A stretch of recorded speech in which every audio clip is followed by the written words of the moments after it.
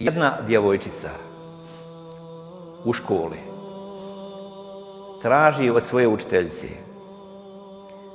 da sa njom nasamo razgovara. I poslije nastave sjela je učiteljica sa njom. I kaže, imam jednu tajnu, povjerit ću je samo tebi, učiteljice. Ali molim te, nemoj govoriti o toj tajni nikome. Šta je, kćeri? Kaže, privodim kraju hifz časnog Kur'ana. To ne zna niko, ne znaju ni moji roditelji. Reci mi, je li to meni dopušteno da ja krijem od svojih roditelja? A sad učiteljica sva začuđena, zadivljena takvim postupom, kaže, pa kćeri, zbog čega kriješ od svojih roditelja tu?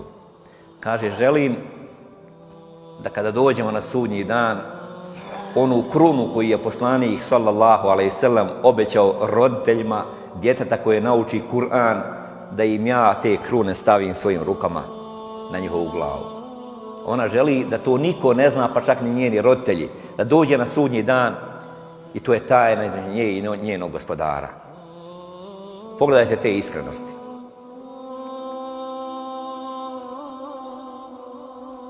Ili druga djevojčica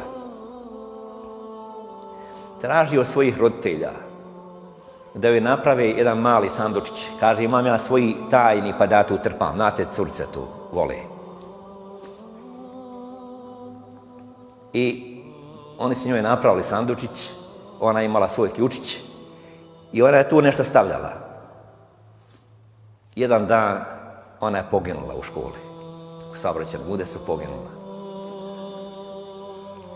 I onda su, nakon dženazije, roditelji otvorili taj njen sandučić. Znate šta su našli? Pisma koja ona pisala Allahu.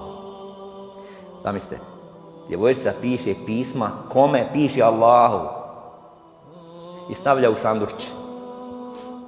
Na jednom pismu piše moj Allahu. Komšin pas uznemirava našu macu. Daj da taj pas ugine.